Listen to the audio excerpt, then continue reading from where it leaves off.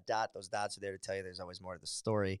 Uh, Kind of want to pull the curtain back a little bit on who I am as a person. I feel like I've been trying to revamp this show a little bit, just kind of, polish off a little bit of the edges and kind of come to terms with what I believe this show is. And over the years, I've done this now too. This would be my third year. Over the years, I have kind of thought it was just a show about sitting down with interesting people doing interesting things. But what is the niche of the show? And I've been struggling to kind of find out what that is. Well, recently, I've been really trying to dissect and analyze what that is because I believe we have something here. And the feedback that I get from the listeners and the followers and subscribers that I have is that, this show needs to be heard by more and more people. How can I do that? Well, that's my responsibility.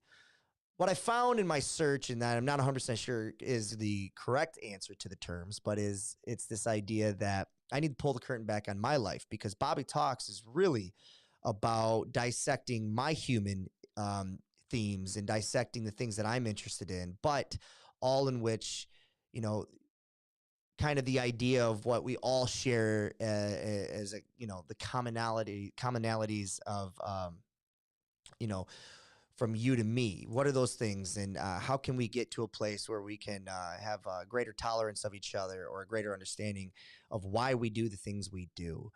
Um, with that being said, this episode is heavily on the idea of fatherless millennials and the implications and struggles that came with that. I sat down on the show today with a guy named Roman Prokopchuk. He's a immigrant out of Ukraine. He came here when he was 5 years old. Him, his aunt, his mother, his father, his brother, his grandma, and his grandpa. And we sat down, we had an interesting conversation, and it was one that really showcased two ideas of distant fathers. One of a father who was in the household, domestic abuse, very not present, things of that nature. That would have been Roman's case. In my case, my father wasn't in my life, which then caused a byproduct of other things that came from it.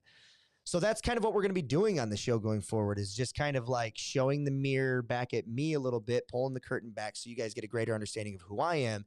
And then maybe en route to that, you'll get a greater understanding of you.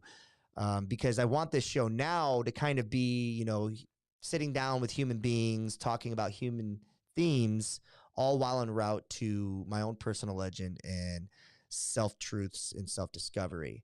And along the way, what are the commonalities that we share? So I hope you guys enjoy this episode. I really, really enjoyed talking with him. He's a fascinating cat out of New Jersey. And just, one more thing to kind of touch upon, I just want this message to be clear, is that it's going to sound like there's some times where I may be bitter towards my father, but I can pretty much 100% reassure you that at 35 years of age, I have no bitter feelings towards my father. As a matter of fact, I don't think I ever have.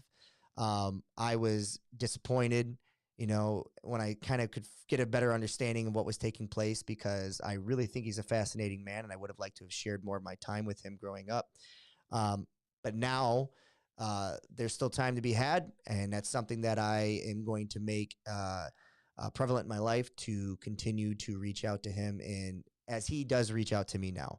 I think we can have a really good relationship as two grown men. So with that being said, I do love you, Father, but this is a dive and dissection of what happened and the byproducts that came with it from both Roman and I. I hope you guys enjoy the show. Stay tuned for the intro, and that's it.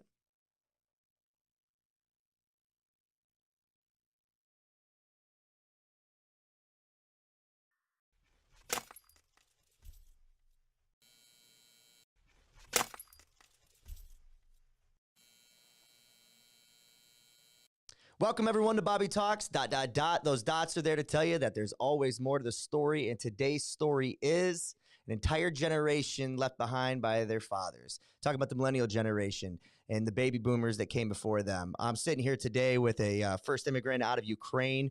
His name is Roman Prokopchuk. Did I say that right, man? Yeah, you're good. That was spot on. How are you? I'm good, man. He is he's like I said, he's an immigrant out of Ukraine. Now he's currently hailing out of Trent, New Jersey. He is a someone that came over here when he was 5 years of age.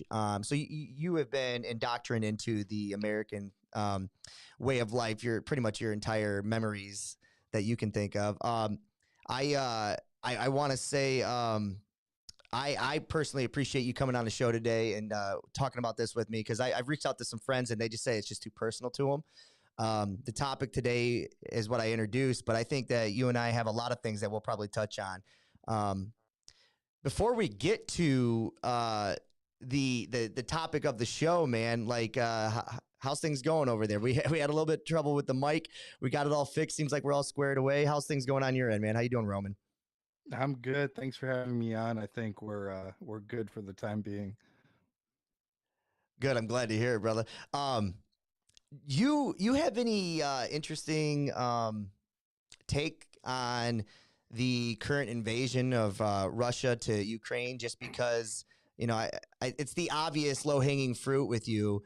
Um, just because you were currently when you were living there as a child, it was currently still occupied by the USSR there, and now it's not, but it is currently being invaded, and parts of it is occupied. So, like, what is your initial thoughts on that? And I can't imagine that you. Well, I can imagine that you probably still know people over there. Yeah, I mean, I have 3 members of my family in the military currently serving. So originally when it started in February, they helped defend Kiev in terms of like that advance. And currently they're in the east of the country, and I still have family members in Lviv, which where I was born. It's on the western side of Ukraine, which is close to the Polish border. It's a UNESCO World Heritage Site, so it's hundreds and hundreds of years old. And in Kiev, Lutsk, Odessa, and other areas. So this isn't one of those things where it's like a lot of people in the news. It's like the West, poke the bear. It could have been avoided.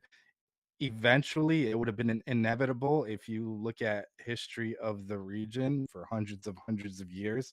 Even in like the 16th, 15th century, Russia kind of invaded the Russian Empire invaded the area and basically tried to wipe out the Ukrainian language, the Ukrainian culture. They often say that the Slavic kind of people, those countries, Belarus, Ukraine, Russia, and so on and so forth, originated kind of from Moscow. So Kiev was around when Moscow was like not even a village, so it's basically a forest. But throughout history, there was mistreatment by Russians, the USSR, of the Ukrainian people in like the 1920s, 1930s, basically in the area they currently are, the Donbass, which is Ukraine is actually known as the breadbasket of Europe as well. So you probably saw like Russia blockading the Black Sea and not letting grain supplies go to like Africa and the Middle East, but potentially causing a famine. So basically, in that time, Russia took all the food out, so all the grain, everything, livestock, and millions of Ukrainians died of famine. And there was several forced famines, different genocides for hundreds of years. So we're used to Russian aggression, and a lot of Ukrainians are very cautious throughout history in terms of, Russia and what Russia says, because oftentimes Russia says one thing and does another. So it's not surprising to me or other Ukrainians. Could have been avoided, maybe, maybe not. Would have it happened at some point? I mean, I almost guarantee it would have been at some point in the same situation. Yeah, you said something interesting there. You said that the West kind of poked the bear, and it could have been. You think it could have been avoided, or at least potentially. What do you mean exactly by the West poking the bear? Uh, I some people will say that. I personally don't, because I mean I'm from like one of the most patriotic cities in Ukraine, like nationalism.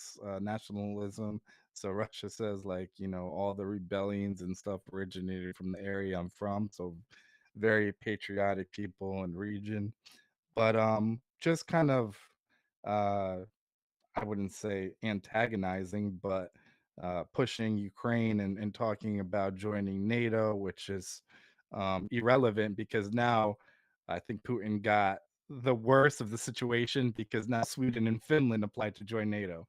So Right. before it was Ukraine, and they wanted Ukraine and still the sphere of influence, and he wanted to kind of rebuild that former Soviet empire. Well, now you have Sweden and Finland, which is close to the border, if not obviously some share some border with Russia.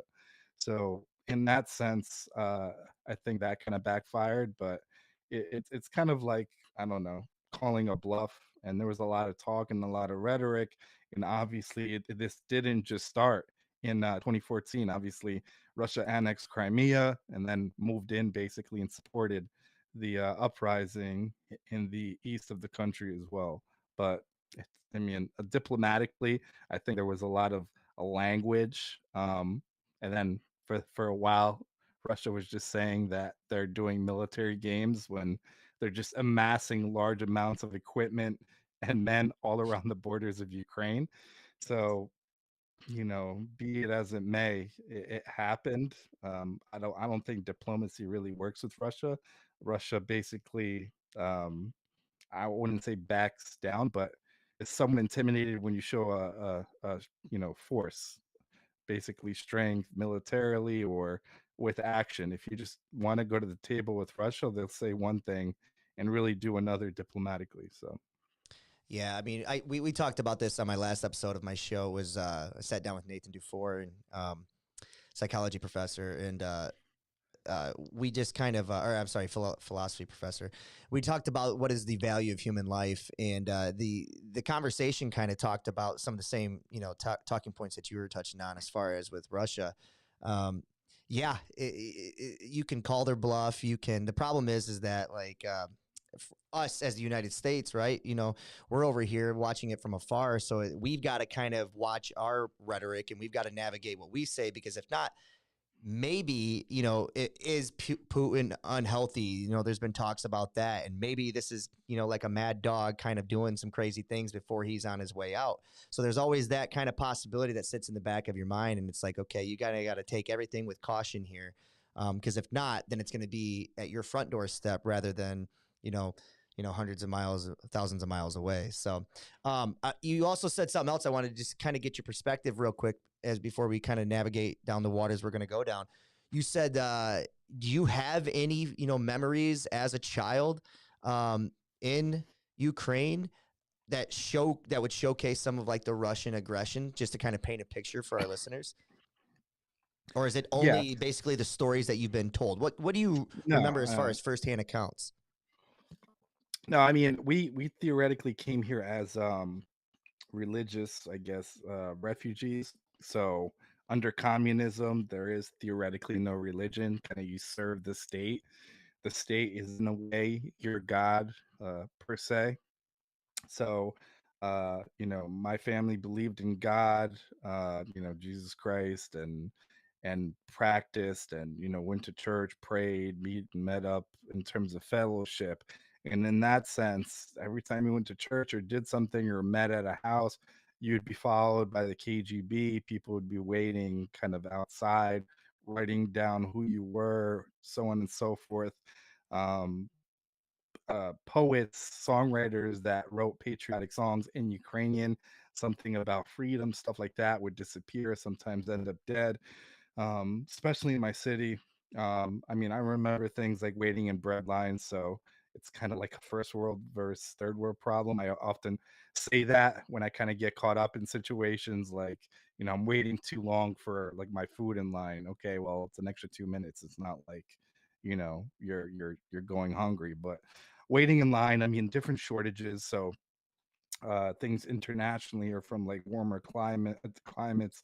I remember like oranges or clementines and stuff like that were like a treat. So like you would have it on special occasions because there was, they were in scarcity. Even though I mean, I would argue, if give me someone that's in favor of communism, for somebody to show me a real world example where it actually worked out the way it is in the books, this utopian kind of situation, which I haven't really seen.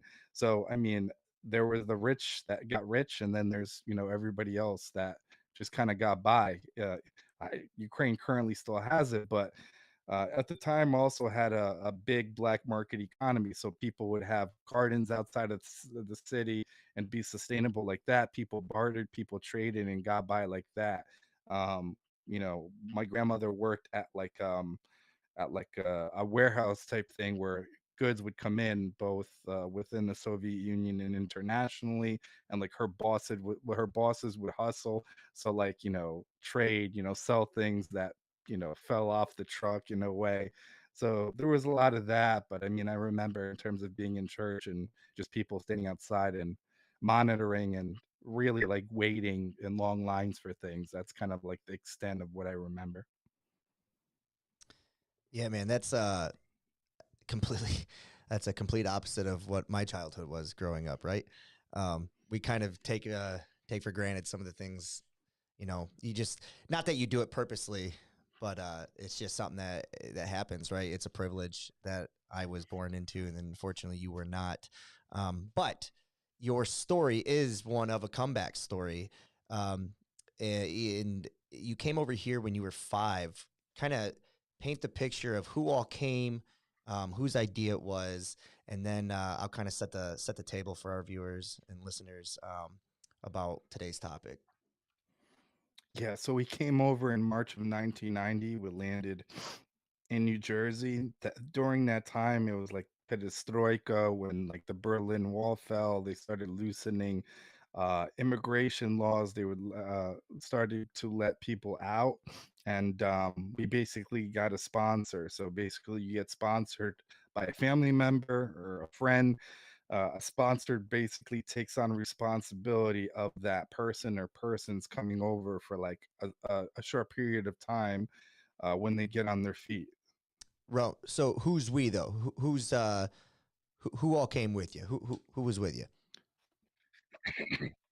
So it was my parents, my mom, my dad, my grandparents, my aunt, and my younger brother, which was like who was like a few months old, and we didn't go directly there. It was kind of like the journey from everybody from my area in Ukraine did the same thing. We had to go through Vienna, Austria, Rome, Italy, and then we landed in the U.S. Originally, I was supposed to end up in San Mateo, California, and I ended up in good old New Jersey. So I often think that dynamic, that West Coast East Coast dynamic, if I grew up in California, how much differently like my hobbies and my personalities and obviously like my core beliefs and being influenced by people around me, how that would have been different if I ended up there. Yeah, no, that's dude. I'm Midwest bred, baby, and I've kind of traveled the East and West, and I lived in the West for a while, and it is you're right, it's a polar 180. It would be interesting. I tend to gravitate to kind of both. I love the big city feel, but if you could kind of merge the big city of New York and kind of put that into the West Coast of temperature and water and all that, you kind of have a perfect little storm there for me. But um, so you kind of had the entire family come with you then. You guys settled down in Trenton, or not necessarily Trent, but you settled down in New Jersey. Um, what was your dynamic with your father? Because what we're going to dive into today is kind of this idea that there's an entire generation of people, especially American males. And your story is going to be a little bit unique to the American perspective as far as the history, of baby boomers and the silent generation that came before them, because you have your own, your own generation and cultures and things of that nature. But um, for me personally, I was born in '87. I'm 35 years of age, and my mother and my father were never ever a collective unit. I think maybe 6 months after I was born, he was kind of out of the picture, which is why I was so close with my grandfather. My grandfather kind of stepped up and became my father. And for the last 35 years, until recently this past winter when he passed away, I've had him in my life. Um, and that's kind of caused some newfound struggles for me now that he's not present. And that's kind of why I wanted to kind of have this conversation, because there's an entire generation of people that, even though their fathers might have been in their lives, they still weren't present in their lives. And then there's that entire generation of kids that were just, their fathers took off on them, and single mothers had to raise the household. So what was your dynamic like with your father? Because you reached out to me and you said that, and I hope I'm not getting in trouble here, but you said to me that you never want to be like your father. So Kind Yeah, of paint a correct. picture for us if you can. Yeah, so I mean, I haven't been in Ukraine since 2008, but like the stigma of domestic violence, it was more accepted. Sometimes like the police would look another way. A lot of the time you wouldn't call the police for domestic violence or even really get in trouble. So even when we were still in Ukraine, when I was, 2, 3, 4 years old, I remember my dad, beating my mom, my aunt, my grandparents, so on and so forth. When my mom was pregnant with my brother, he threw her down the stairs. Which she went to the doctor. He was supposed to be stillborn, but thank God, he was born, no issues, anything like that. So we came over here, and that really continued. So that kind of mindset, I guess the man, I can do whatever. Like the wife is theoretically, in a way, like my property, and I could do whatever. So that happened. I mean, he worked a lot. He was really never home. So it was my mom, my aunt, my grandmother, and like you said, my grandfather raising me. My grandfather was kind of my main male role model. He actually also passed away a few years ago, which obviously hurt. But at that point, even when I was younger, when I saw, my mom being beat, there was one time where he came and I was little and he was like beating my mom. And I like vividly remember I got a knife from the kitchen and I was like almost, ready to go over and just stab him at the time to protect my mom, which obviously would have been traumatic for me, consciously, and whatever that situation would have happened if he was injured or died. But situations like that, and there was infidelity. There was just kind of like you said, he was around. He just came by. He just liked like a family for pictures and events. So going to weddings, going to social functions with myself, my mom, and my brother, and like, look, I'm a great husband and father. Look at my family, so on and so forth. But like many people, and many people, what they're going through in their lives, it's like what you see in public or on social media isn't what happens behind closed doors. So that continued happening and happening, and then finally, when we were a little older, my mom finally filed a restraining order.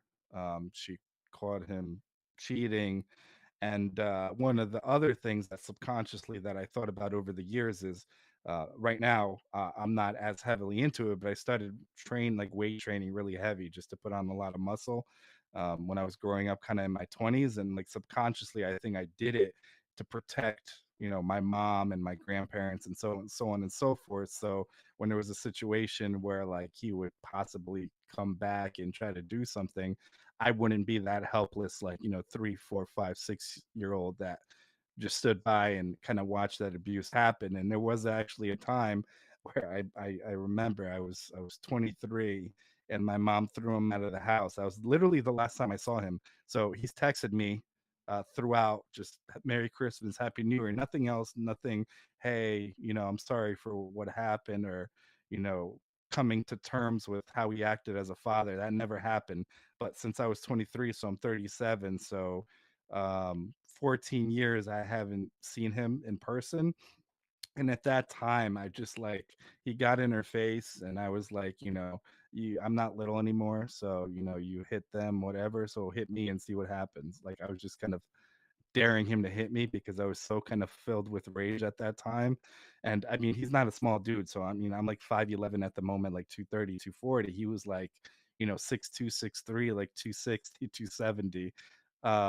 So but at the time I didn't really care, but it was just like one of those things where it was I mean, the audience and yourself probably has had a moment where you get kind of clouded by rage. You're so upset and the adrenaline is running so much, and like you don't care what really happens in that situation.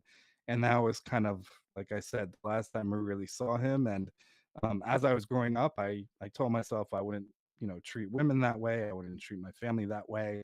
And kind of my grandfather was kind of the pillar of example of what it is to be a man and be there for his family. He worked nonstop. My work ethic, I think, is from him. He worked 6 days a week roofing. He was retired in Ukraine, came over here at 55, and then worked roofing for another 20 years. a job in New Jersey where most people come over in their 20s just to make a few dollars if they get a work visa.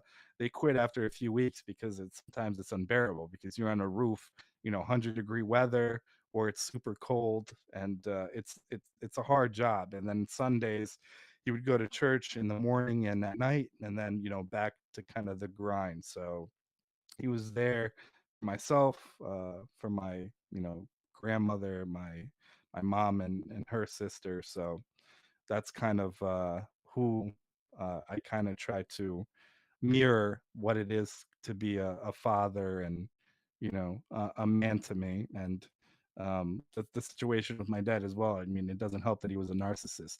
So anytime he tried to come back into my life, it was like, I remember like 10 years ago, he texted me. He's like, "Do you want to flip houses with me?"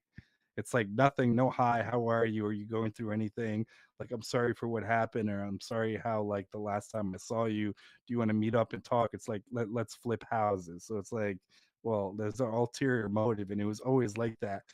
Um, During my whole childhood into my teens and 20s, which led to me being a little bit more careful with relationships and not being as trusting, because I often think that what is the ulterior motive? Why is somebody being nice to me, or why they're trying to help me or work with me? So that kind of impacted that aspect of, I guess, my mindset as well.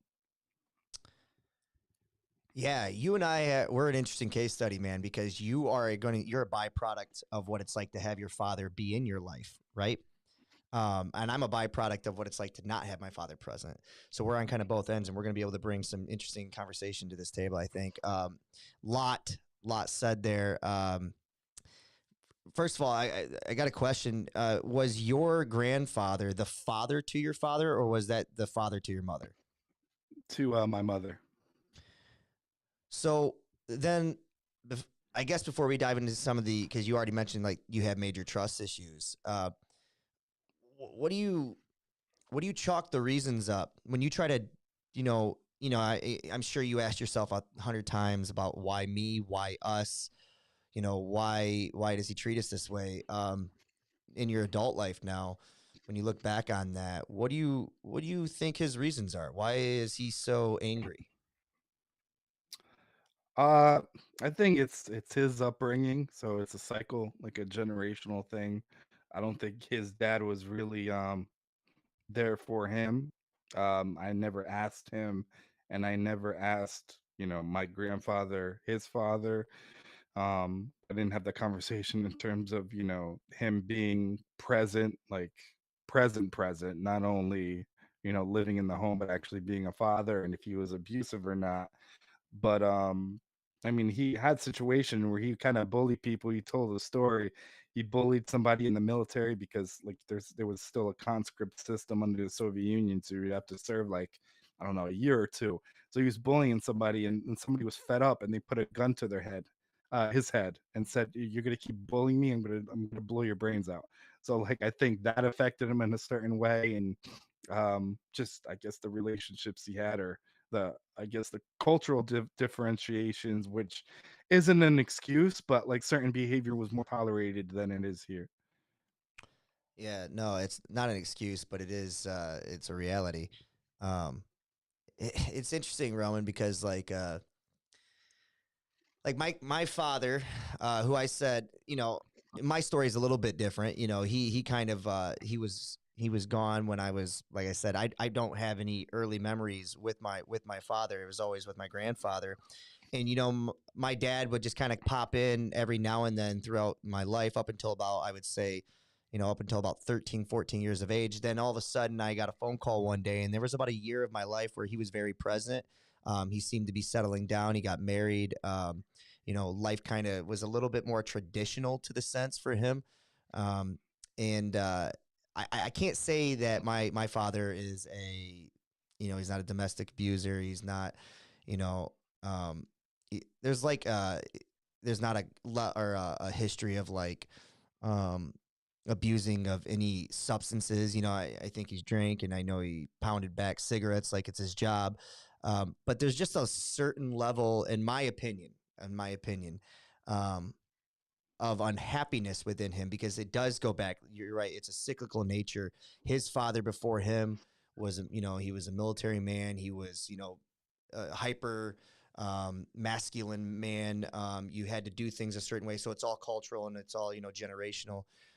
But for my father, the way, and I look back and I kind of dissect the reasons why, there always seemed to be like a certain level of like, I don't know if bitterness is the right word, but like, um, I get a sense that he fucked up earlier in his life multiple times, and he got to a place where he truly convinced himself that he didn't deserve happiness.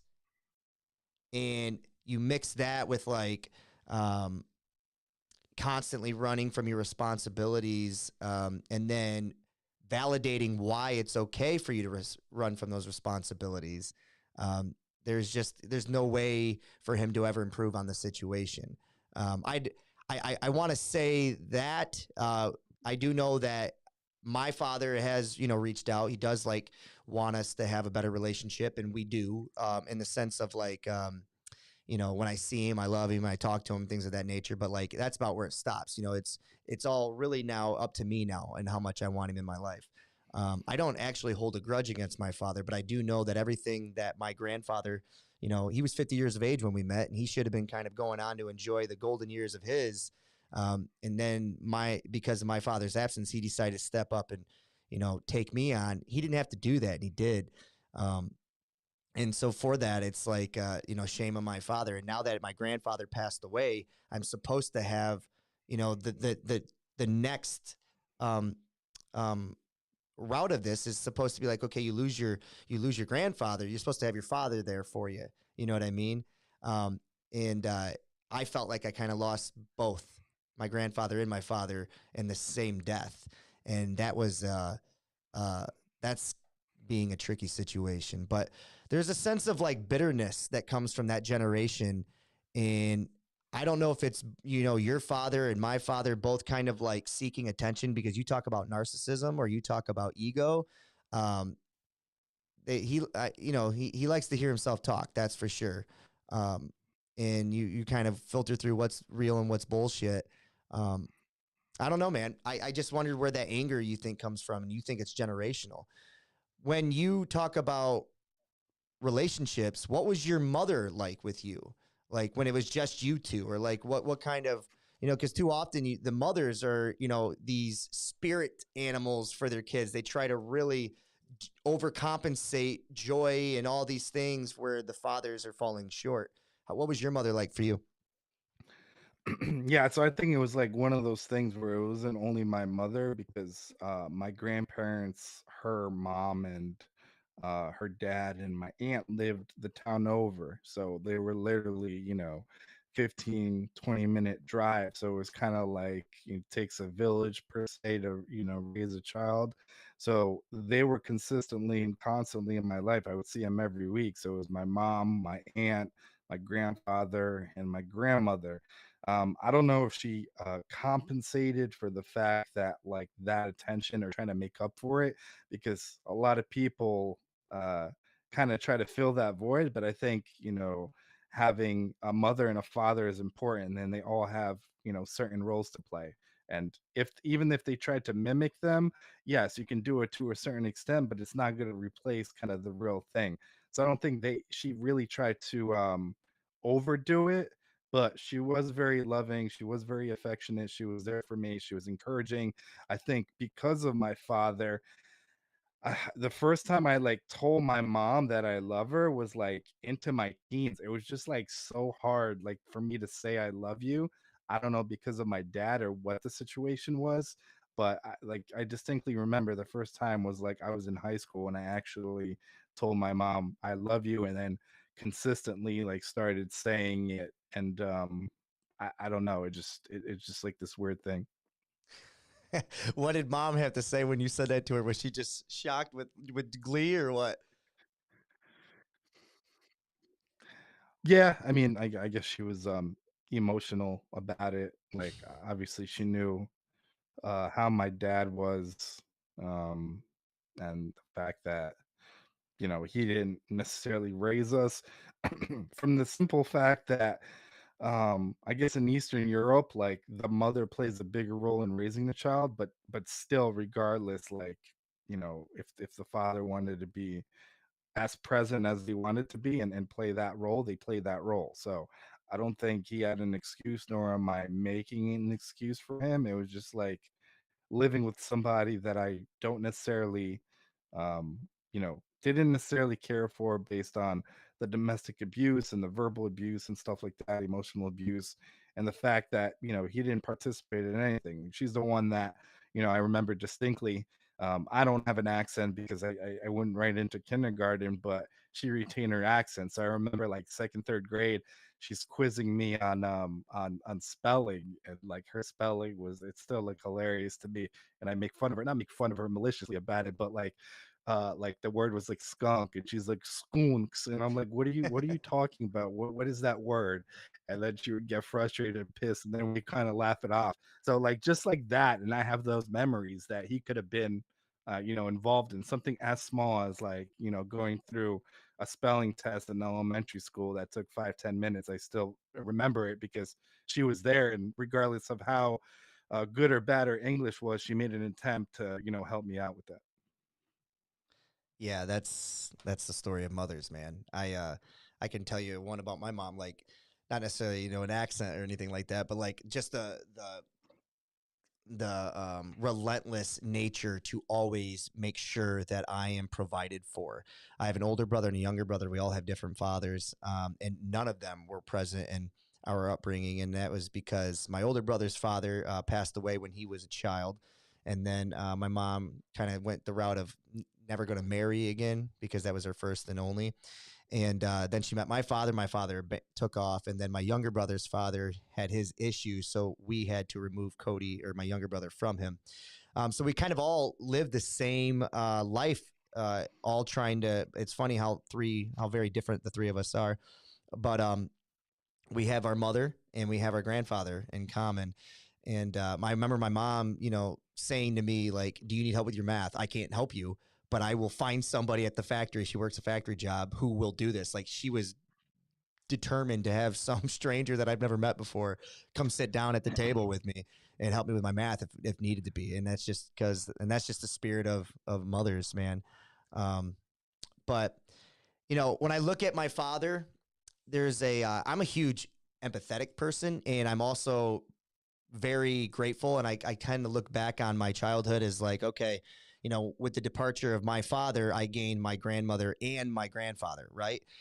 So I feel like I was raised by three parents. So to me, I tend to be very optimistic, and I look back on my childhood as if like this is the best, most optimal case for me. Who knows what my life would have been if my father's presence would have been, and maybe it would have had, I would have had a lot more of the complications or challenges as an adult that maybe you faced. You said you didn't tell your mother you loved her until you were in your teens. That's a very alarming thing to hear as far as you talk about trauma in childhood. Um, but what do you think when you think about your father? And you keep talking about like you don't I can hear it in your voice, and maybe I'm wrong, but it sounds like you don't want to make any excuse for this man at all. And that's understood. But do you believe he was just a maliciously evil human,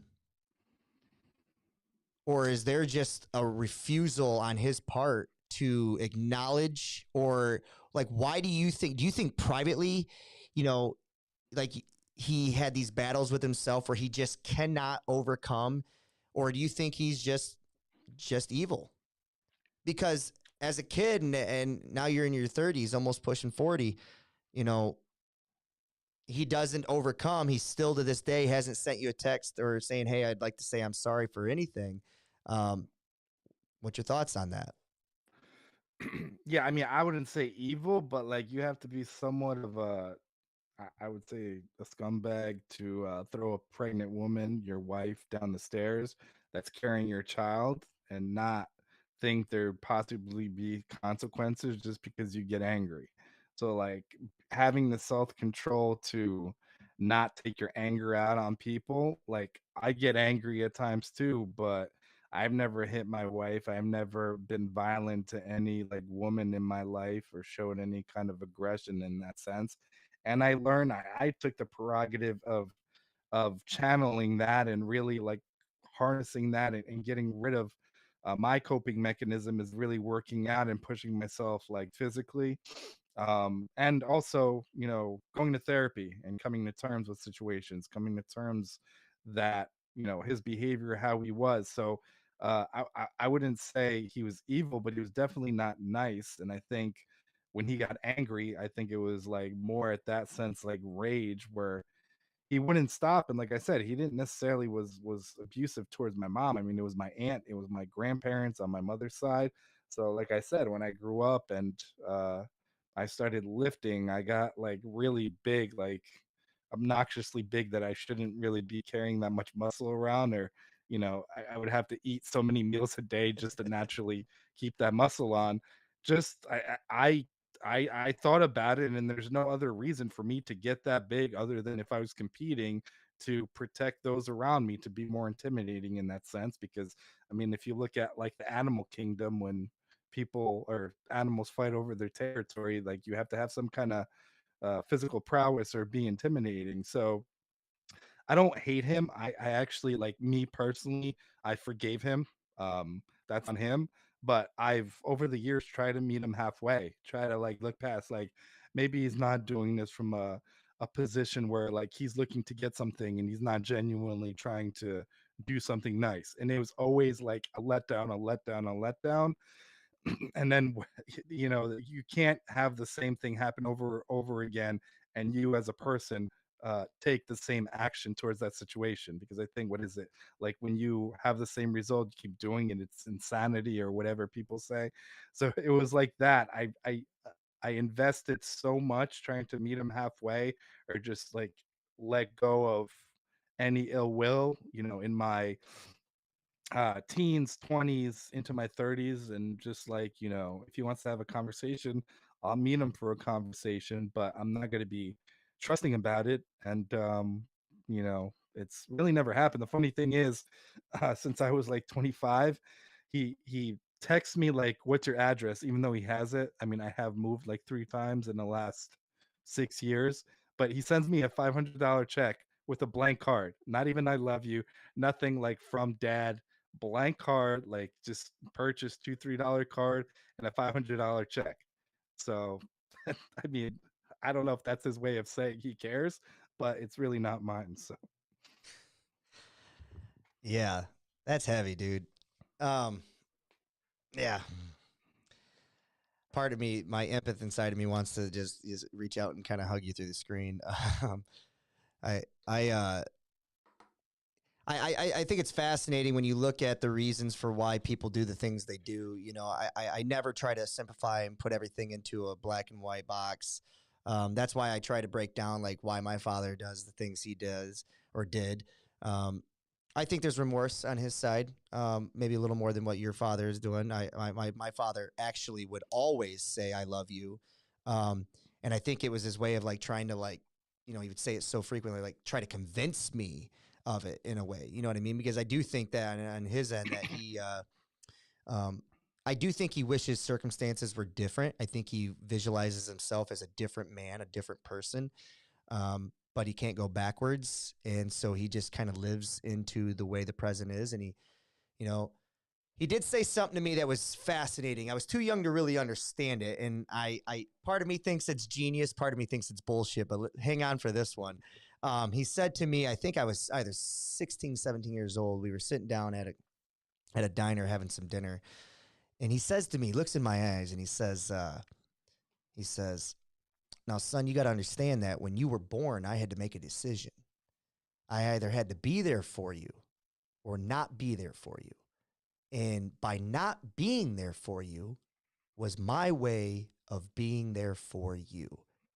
And I was like, I heard that and I let it sit and spin around for a minute. And I'm like, wow, dad, like, what an amazing man. Like, I'm so glad you didn't come to my football games and things of that nature. Like, I appreciate that. You've really done the best for me. But now at 35, you know, there is something to it of saying, look, my responsibility is to be this man for you and be this hard or this rock for you. I can't do that for you. I need to get the hell out of the way. Um, I do thank him for that.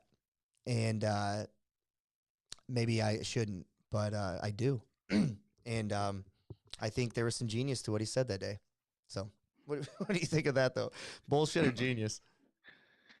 I mean, that's confusing to say to like that age group, you know what I mean? 16, 17-year-old. I mean, in the aspect, like to me, I would like break that down in terms of like maybe he thought he was a screw up, or if he was in your life at that point, like you would have turned out not the way you should have turned out. So he stepped aside per se. I don't know if that's an excuse or in that moment, whatever he said that, he possibly knew that, your mom, your, grandfather, grandparents were a better kind of option to mold you. And even thinking about when you were talking, going back to the I love you thing, he's never said I love you to me in my life. He's never said I love you. So I just thought back and I just realized that. So I think that was one of those things I didn't hear it from him, so I didn't say it to my mom. And for some reason, then I thought it was okay. I don't know, subconsciously to say I love you, but it's just like what should be so natural is like a fight to get out, the words to get out. Yeah. Well, what would you say then, Roman, is not just some of the issues, but like what would you say is, the alpha issue that you've faced in your life? Maybe the top two challenges that you maybe didn't realize that you were, it was a characteristic of you that you were presenting to other people that you believe to be a byproduct of your father's relationship with you. I know you said trust. That was a big one. Yeah, trust in business and stuff like that, and like personal life. I think like anger, like getting unproportionately angry to certain situations and how to cope with it, and how to de-escalate, because I don't know if you ever escalated a situation or like an altercation. I'm not saying I go around and beat people up or look for trouble, but if somebody gets in your face or there's a disagreement, it's usually if there's two guys, sometimes one of them needs the last word, and I would not leave it at the last word. I would like trump it. So they were like, shut up, I'm gonna beat you up. Like, then do it. And then I would get up, and then they would get up, and then I would get in the person's face. And usually a lot of people are all talk. I'm not saying like I've been in all these crazy brawls, but usually when like you say, okay, let's go, and most people with anything else online or in professional world, there's like different groups of people. There's like doers, there's talkers, and there's watchers. So there's only a certain selective people that are like, screw it, I'm just gonna get up, and if this is a situation, this is the situation. And I remember actually it almost got me in trouble in my professional life, because I mean, we may talk about it, we may not. I was a criminal justice major, interned with the Secret Service. Recession hit, had a pivot, went into digital marketing, and then that story goes on. We can get into it, but I worked for a company called LexisNexis, and I was 24 or 25 at the time, and went out to lunch with a bunch of guys. And I'm not saying I'm like this huge alpha, but like I'm not. I don't take really nonsense. I'll call somebody out, and maybe it's because of like the way I grew up or whatever. But I was like, stop saying that, stop saying that. And I'm like, stop saying I'm gonna get up and do something. So I got up and threw the kid with his chair at, like the Buffalo Wild Wings. So even though that was offsite and not in the office, somebody like went and to HR like snitched, and they're like, even though it's not on site, we're aware of it. And the thing is, I squashed it with the kid right after. So an hour later, I saw him like go to the bathroom. I'm like, listen, it got blown out of proportion. There's nothing against you. Like, it was just a situation where like there was a bunch of dudes who were trying to show off, and I wasn't really happy having it. And we squashed it there. And like 2, 3 days later, we were in HR. It's like, there is no issue. They're like, well, we can't. It's not like a terminating offense. I'm like, then why am I here? Because somebody through the grapevine maybe didn't like me or was like jealous of my performance, or the fact that I was getting promoted so much that they went and kind of like snitched on me. So that situation I regret, and I think that is a part of that escalation of anger that I've worked on, I guess, my whole life, that could have resulted in a termination where then that's on my record, and my professional career could have went a different path. Yeah, those are the situations when you look back in your 30s, because you were in your 20s then. Yeah, that's where a 30-year-old man could have told the 20-year-old man, hey, young buck, it ain't worth it. But when you're in your 20s, you're full of this. Just I got to prove myself to everyone, and you had a lot more, um, you know, visceral in you to have to do that. Um, yeah, I think it's fascinating um, to just kind of look at the way I am versus the way my father is, and you know, physically I can see him in me, and I'll try to hold on to different features whatever way I can. But when you talk about the cyclical nature of it, do you ever do you ever wonder if it's the extreme nature in which your dad presented himself that maybe his father didn't quite get to that extreme, or maybe he did? I don't know, but it seems like every generation maybe pushed it a little bit further, and then finally your father pushed it to the edge, um, and it actually caused you to break the cycle. Do you ever think about it that way? Because like, what's your brother like? Is he? Do you guys mirror each other, or is he more of your father? Different, like because you broke the cycle here. You refused to be like him. You know, you ever think about it that way? Yeah, I mean, that's the other, I guess, angle of it. He's 4 years and 11 months younger than me. So, when I was 15, he was 10, when I was, 2015. So I try to actually be a role model for him too. Have that kind of differentiation. My father had two siblings pass away when they were like young, like, like 1, 2, or whatever situation it was. So he had a sister, so that dynamic is a little different because obviously I had a brother and he had a sister. Um, his dad, I mean, even if there was arguments or situations, he didn't get as violent or as loud or stuff like that. I don't recall, but I mean, I wasn't there when he was growing up, so I don't know if it was like generation, like a escalation, and I'm the one that chose to kind of change that path. But I mean, I have no idea. I mean, I just told myself I don't want to be like this dude. Like, there's no reason for me to be like that. And it's like one of those things where we're talking about fathers, and like you said, yours was in your life, and an example of like two sons. They both went through the same situation. Their dad treated them the same, probably crappy, or they saw abuse or neglect or whatever. One turned out and used that as like fire to fuel them for change, and now they're like motivated, they're hungry, possibly successful in terms of their endeavors. And then one used that as a crutch in terms of, well, now I'm, drugs because of my father, I'm alcoholic because of my father, I'm homeless because of my father. And like thinking about that dynamic too is really interesting. Oh, that's huge. Yeah, that's really interesting because you just explained me and my younger brother. Um, wow. Yeah, that's so the case.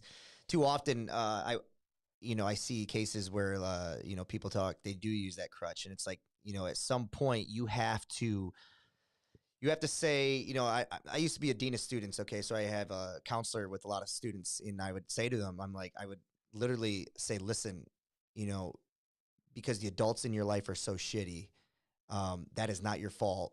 Okay. But at some point, you're going to have to, take that off and from make a decision that every decision you make from this day forward will be your fault if you go down this road. It's like, trying to get them to understand that, like, you are a byproduct of shitty adults, but like at some point, you now are accountable for your decisions. And that's kind of that's a hard, that's a hard concept to get them to grasp at times because they're just so bitter and angry. Um, I never had that bitterness and angry in me. Maybe my brother did. I'm not sure. We'll have to have those conversations. But, uh, you know, when I look at my own personal struggles, when I was asking you, you were talking about trust. I'm never like I'm never content in the same place. So therefore, it's hard for me to like stay at a job for too long, or like because I'm constantly like a dreamer, and I got that from my dad, I believe, because he was always on the go. Um, but like I'm trying to use it to like better myself rather than just be a hopeless wanderer.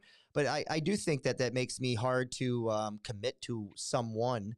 I've had multiple relationships that I would be in for a long period of time, and then when it would get really real, I would find reasons for it not to work the way it should. um and at 35, I'm really trying to focus. I'm with someone, and I'm really trying to focus on her and me and see where that goes, and hopefully kind of get over that hill, because up until now, I'm 35, so I'm like, yeah, Robert, what are you doing here? You kind of got to make a move here. And she's worth it. So, but transitioning here in the last 10 minutes or so to you as a father. How many kids you got? And how long have you been married, man? So I got married in 2014. So it's been 8 years this past May. I'm a foster dad. So in the past 4 years, I've had 27 kids of my own. That journey started with my wife and I going through six miscarriages in the last 4 years, two of which happening back to back Christmas days. So you have family coming over, so on and so forth. And then obviously that happens. So I think that led us to potentially a way to start our family, obviously still naturally trying, but also being able to help. And this situation, almost every child in our home has not had a father at all. And even if they're present, they just don't take accountability. Like they haven't come for a visit in like a year, or like they have other kids with like other women. So now they're with another woman. So they focus on those kids, and the kids with, in their past, they just kind of like let go. Um, and yeah, it's been a challenge because it's rough. The system is broken, and situations, and seeing kids come from helpless situations. We usually have kids that are younger, so from birth to kind of that toddler, preschool age. And yeah, I mean, it's been definitely a blessing, and it's one of those things where if I look back 5 years ago and you asked me, do you think you would, foster kids? I'd probably say no, let alone 27, and then let alone having five kids under the age of four at one time. So it's one of those things where you don't know what you're capable of. But I mean, like we just discussed this whole conversation, like if you're just present, like even present, like remembering that my mom with the whole spelling thing, like there's situations where the kids remember like me, building some little Lego thing with them and just taking the time at night, or reading a story, or tucking them in, or helping them take a bath or whatever. So, I mean, the little things kind of add up. You don't have to do these monster things for a child, but literally just be present. Like you don't have to figure it all out at once, but being present and doing your best. Yeah, yeah. You don't have to be perfect. You just have to be present. Um, I think too often, and that's a show for another day. But the idea of perfect parenting and making all the right decisions, it's not possible. Fail forward as a parent and do the best you can, and just be present. And I think you'll find that you'll have better results in the end than you don't. Man, what a commendable thing that you're doing. 27 kids, all not all, but you said majority of which fatherless. Um, what's the trait? What's the reason? Why more men than women? Is it because we're not able to carry the child, so we feel detached, and we make excuses? Like why do you believe that's the case when you kind of dissect the brain of the man versus the female? I mean, their situations is a lot of the time the fathers don't know they're the fathers. Then there's situations where they have multiple kids, like I said, and they're all talk, but don't want to do anything, don't want to put in the effort, and then just want the kids to get taken away. So then they could say, look, they're taking my kids. I still have a call with them, but do nothing in terms of a plan to get them back. Or unfortunately, there's situations of, rape and things like that, where obviously the child is conceived and, that person really, committed, a crime against the mother. And, the children are being taken away. So obviously the mothers aren't fit. So there's a lot of mental abuse. There's a lot of generational stuff, which I've seen. So the parents of the children were in foster care, and their parents were in foster care. So that situation was never corrected. So, that behavior, that kind of using things in terms of crutches. So, drug addiction, alcoholism, a lot of mental illness as well, which is sad because I mean, that's actually another show because I feel like US and a lot of other countries, it's one of those things kind of like, yeah, we're doing something about it, but it's not really addressed. Mental illness is a huge problem, especially in inner cities. You see a lot of people, and you see a lot of, unfortunately, homeless people that are mentally ill, that, don't have a place to go, that aren't medicated, that aren't getting therapy. So there's a lot of that. We had a child that we currently have. We had him for a year and a half. We said it's not a good idea to reunify his sister and him with the biological mom. She had mental illness, and literally a month and a half later, he was in the system with the sister because same exact thing happened. That, they were neglected and left home alone for, God knows how long, because, she's mentally not there. So I think in all those situations, addressing the problem and really treating the problem, having a discussion, coming to terms with things, treating, in terms of therapy or rehab, and really having a multi kind of prong approach. But, the government doesn't do a good job in a lot of things, especially the Division of Child Services. So there isn't a lot of therapy. Kids are treated as numbers, and the parents are basically given the bare minimum to do in situations. So it's kind of like, hey, okay, like tie your shoe, and you get your kid back. It's like it's literally like kindergarten in terms of the hoops they have to go through. And us as foster parents, we're limited so much. So I can't even give like over the counter like children's Tylenol or vitamins. I need to get a script for that, and every single little thing I have to like, I can't take them out of the state for more than a certain amount of time. I can't do this, that, or the other. But when they're with their biological parents or guardians, whoever they got taken away from, it's kind of like a whole different story. And unfortunately, the system favors, biological parents and guardians, and I think really babies them. And by babying them and not taking that band-aid off, they just prolong that situation and don't really help in the reunification process. Yeah, that's man, that's fascinating. There's so much there, and I actually see it on the other end too. Because, like I said, I was a dean of students for 6 years. You're right. There's the number things that he's talking about, ladies and gentlemen, is like these kids become numbers, is because there's so many facets and reasons for that. Is because number one, there's not enough bodies working in those jobs to be able to have that. You're never going to get one-to-one relationships with caseworkers and children, but you would like it to be a hell of a lot smaller than it is right now. It's like the amount of bad parents versus people that are willing to work those jobs. It's just astronomical. It's like like when that's why as a automated response at the school, we have to we have to call about everything that we see and hear. And you'll hear some crazy stories from some elementary kids. You'll see some crazy things on some high school kids, and then you call, and you'll be on the phone waiting. You'll call social services. You'll be on the phone waiting with them for half hour before you even speak to somebody because there's so many other people in front of you. It's an everyday occurrence. So yeah, it does seem backwards, though, that somebody like you and your wife who is willing to take in these children and to parent them, voluntarily, is given more restrictions than the biological parent in which it would take to get them back. That seems to be backwards to me. But I am in favor of a biological parent getting their child back if they've done all the right things and they've shown that they're willing and they've learned. That's. But you're right. That's a story for another day. Couple last things we can do before you leave, because man, I think it's just been great conversation, Roman. How has this now shaped you as a husband? Talking just about the father dynamic that you had. And I know you talked about how you're just being present with your children and the things of the matter. How has it shaped you as a husband?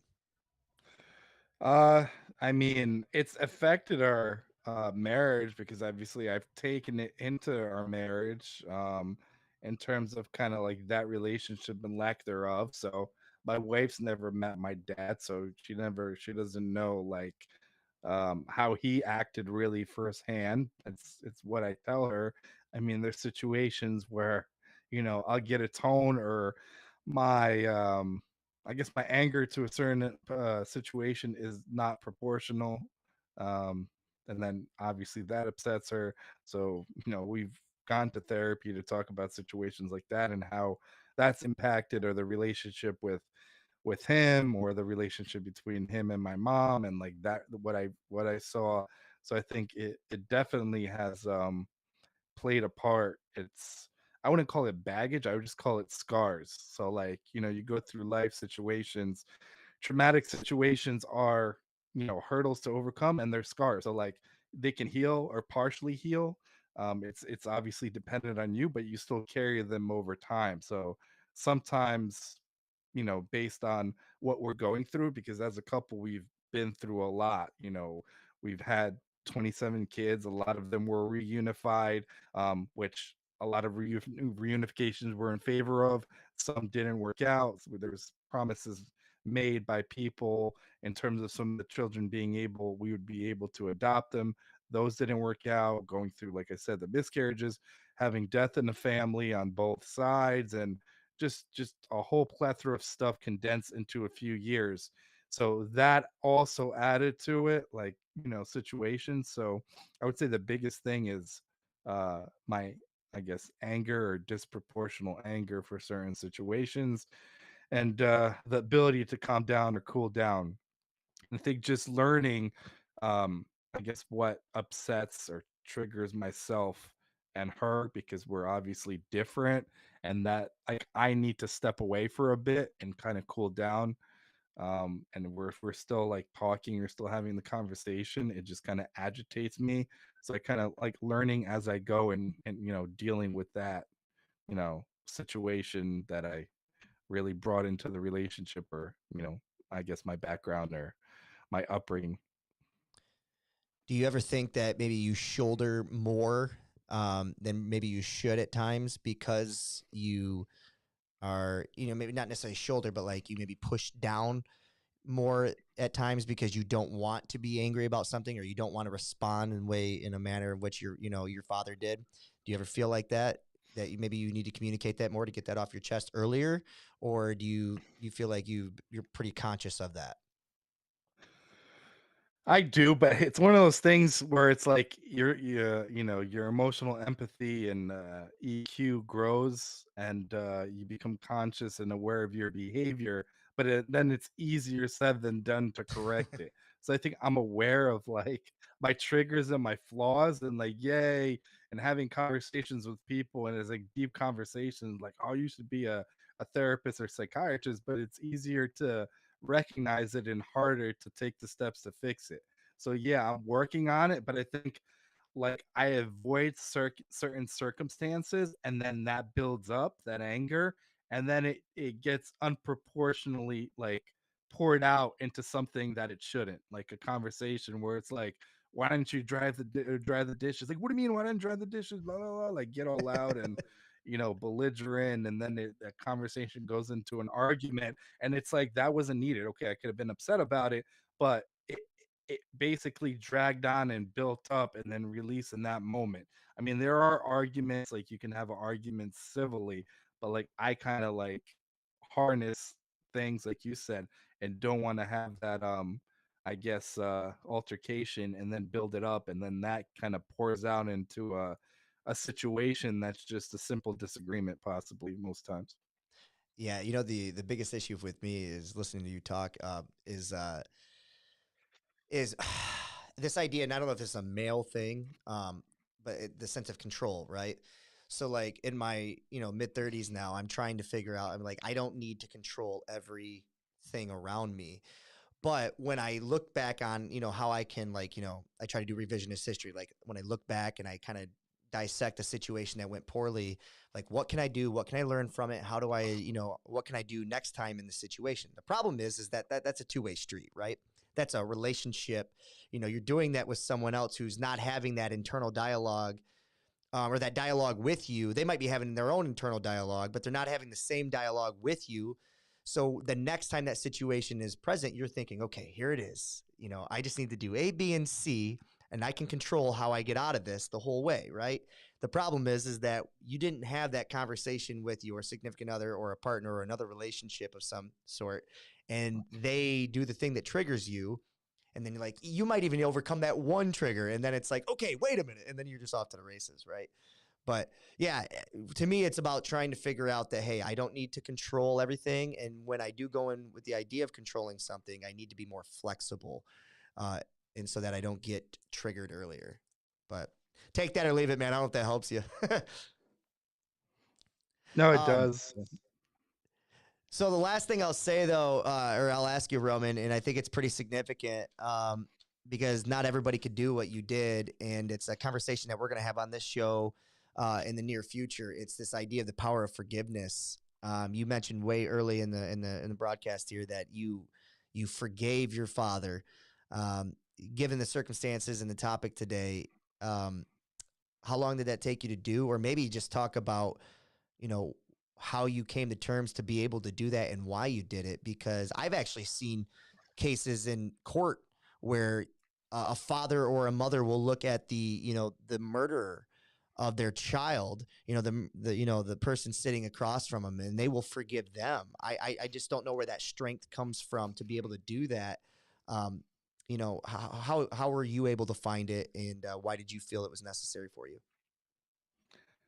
Yeah, I mean, I guess in my mid 20s, I started kind of feeling it like it was holding me back, or it's like carrying a burden that wasn't necessary. So it's like having us with like 200 pounds for no reason. Like, what's the point? Yeah, other than like working out for 10, 20, 30 minutes with it, why are you carrying it for like the rest of your life? Like, all you have to do is kind of let go.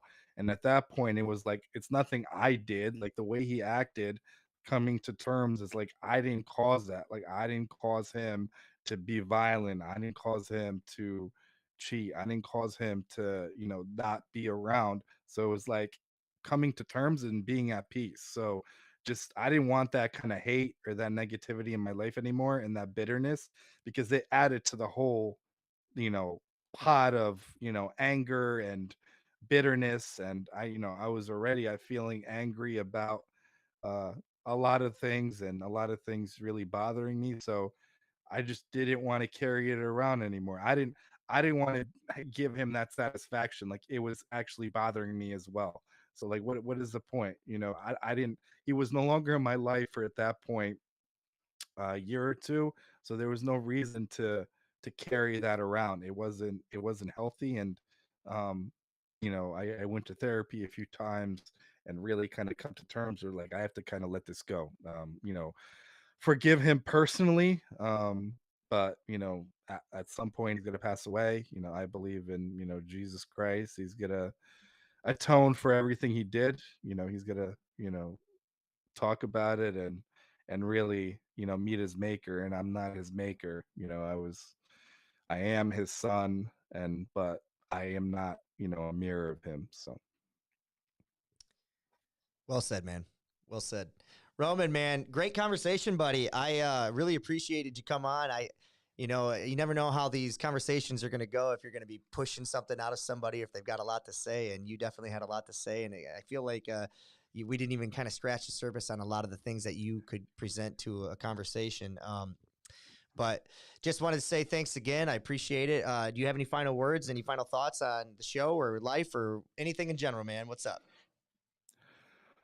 yeah, I mean, I appreciate you having me on. Like, I mean, if it's a good conversation and it gets stuff out and gets you thinking, you can really dissect it. I mean, this conversation, obviously, we could keep going for, I would say, hours, honestly. But I appreciate the opportunity to have the conversation, because I think it is an important conversation to have with the world, the direction it's heading. And like, every time you look, there's a new chaotic thing, or just uncertainty around the corner. So a little less of that, and coming to terms, and coming to terms with things that affected you and how they affected you and who you are and made you who you are now, I think it's important conversation to have.